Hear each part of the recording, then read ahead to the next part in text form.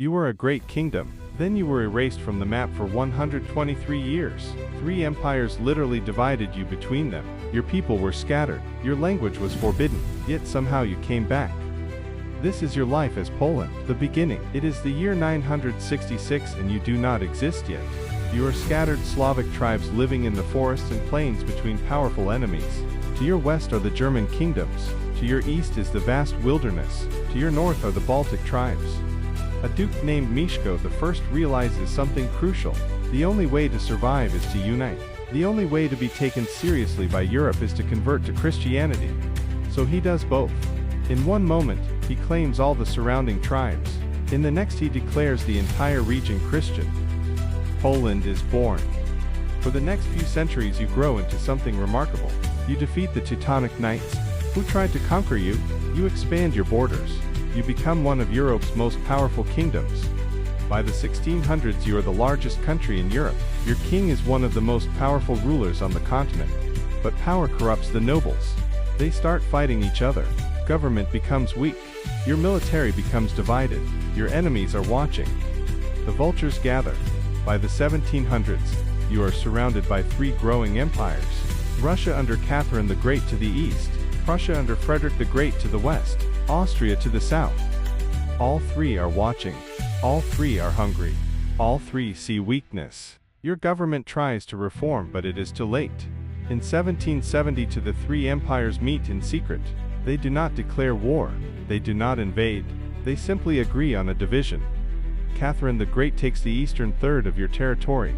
Over 1 million of your people suddenly live under Russian rule. Frederick takes the western third including your richest lands. Prussian soldiers march in overnight. Maria Theresa of Austria takes the southern regions. Your south becomes Austrian. You have been partitioned. And it is not over. In 1793 Russia and Prussia decide they want more. They partition you again. More of your territory is taken. More of your people fall under foreign rule. Your people try to resist. A general named Thaddeus Kosciuszko leads an uprising. He fights valiantly, but he is outnumbered and outgunned. The rebellion is crushed. In 1795 there is a final partition. The last pieces of Poland are divided. You disappear completely. Poland no longer exists on any map. You have been carved up entirely. Your territory is split 3 ways. Your government is gone. Your borders are erased.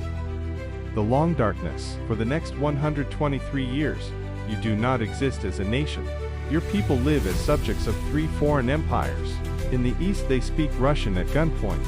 In the west they speak German. In the south they speak Austrian German. The empires try to erase you completely. They ban your language in schools. Polish children are forced to learn Russian or German instead. They suppress your culture. Polish newspapers are shut down. Polish books are burned. Polish music is forbidden in public. They rename your cities. Your history is rewritten to make you seem like primitive barbarians. But something remarkable happens.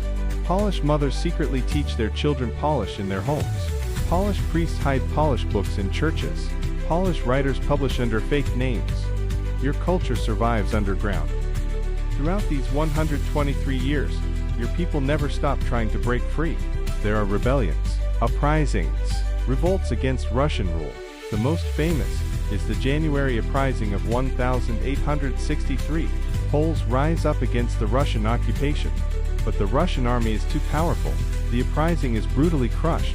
Thousands of Poles are killed. Thousands more are exiled to Siberia. Yet still your people do not surrender. The moment comes. Then in 1914 something shifts in the world. World War I begins. And something miraculous happens. The 3 empires that divided you are now at war with each other. Russia and Germany are enemies. Austria and Russia are enemies. Germany and Austria are allies, but they hate each other too. The empires are bleeding. Millions are dying. Their economies are collapsing. Their grip on their territories is weakening. Your people see the chance. Rebirth. In 1918 Germany is defeated. Austria collapses. Russia is consumed by revolution. All 3 empires that held you are either defeated or destroyed. For the first time in 123 years there is space. Space to exist. Space to breathe. Space to be Polish again. The world recognizes Polish independence. Your borders are restored. Your flag flies again. Poles who had been scattered across 3 empires are suddenly one people again. Your people cry tears of joy. For 20 years you are free. You rebuild your economy, you restore your culture, you teach your language in schools again. It feels like the nightmare is finally over. But dark clouds are gathering to the west. The storm. On September 1, 1939, the German dictator Adolf Hitler invades, not to occupy you like before, but to erase you entirely. The Nazi plan is called Generalplan Ost. It means the Nazis believe Polish people should not exist. They plan to kill millions and resettle German colonists on your land. Your military fights desperately. Your soldiers are brave, but you are outnumbered and outgunned. Within weeks your capital Warsaw falls. Then something even worse happens. The Nazis force your Jewish citizens into the Warsaw Ghetto. Over 400,000 people are crammed into an area the size of a few city blocks. Starvation becomes the strategy. People die by the thousands. Bodies pile up faster than they can be buried. In 1943, the ghetto residents realized, what is coming? The Nazis are going to kill everyone. So they decide to fight. The Warsaw Ghetto Uprising lasts 27 days. Thousands of poorly armed Jews fight the Nazi army with machine guns and tanks. They know they cannot win. They fight anyway, because dying fighting is better than dying without resistance. The Nazis burn the ghetto to the ground. Over 250,000 people die. But your resistance continues. In 1944, your people in Warsaw rise up again. This time it is the entire city rebelling. The Warsaw Uprising lasts 63 days. Your civilians fight the Nazi army in the streets. They build barricades. They fight house to house. The world watches in horror as the Nazis systematically destroy the city block by block. When the uprising is finally crushed, the Nazis destroy Warsaw completely. The entire city is burned and demolished. Over 85% of Warsaw is reduced to rubble. 6 million Poles died during the war. 3 million are Jews. 3 million are Christian Poles. Your entire nation is traumatized. Then Germany is defeated. But you do not celebrate. The Iron Curtain. Because as the Germans retreat, the Soviet Union advances from the east. You are liberated from the Nazis only to be occupied by the Soviets. For the next 45 years, you live under Soviet control. Your government answers to Moscow. Your economy serves Moscow. Your military answers to Moscow. Political prisoners are sent to work camps. Anyone who speaks against the Soviet system disappears. Your free press is crushed. Your businesses are seized by the state. It is a different kind of occupation. Less brutal than the Nazis, but just as complete. Your people live in fear and poverty. Basic goods are rationed. Luxury items are impossible to find. The dream of freedom seems further away than ever. But something is different this time. Your Catholic Church remains independent. The Soviets cannot suppress the Church the way they suppress everything else. The Church becomes the center of resistance. And your culture survives. The spark. Then in August 1980, something extraordinary happens. Workers at the Gdansk shipyard go on strike. They are tired of low wages. They are tired of no freedom. They are tired of Soviet lies. A young electrician named Lech Walesa becomes their leader.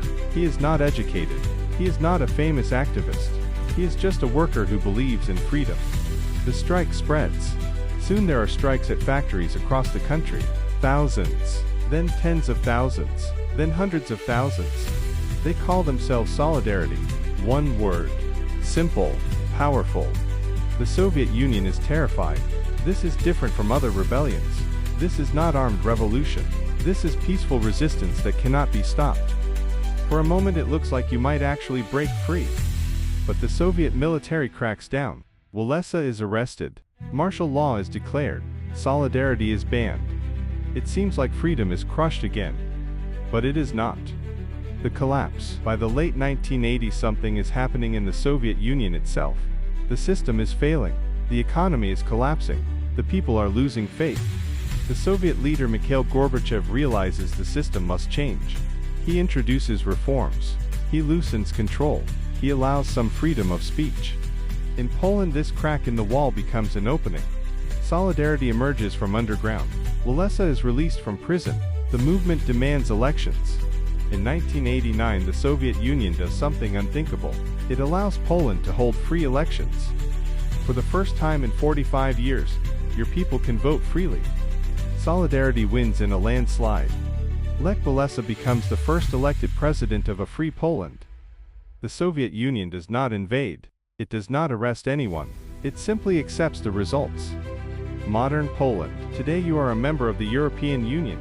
You are a NATO member. You are a thriving democracy. Warsaw has been rebuilt, more beautiful than before, a monument to the resilience of your people. Your economy is one of the fastest growing in Europe. Your young people are educated and free. Your language is spoken proudly. Your culture is celebrated.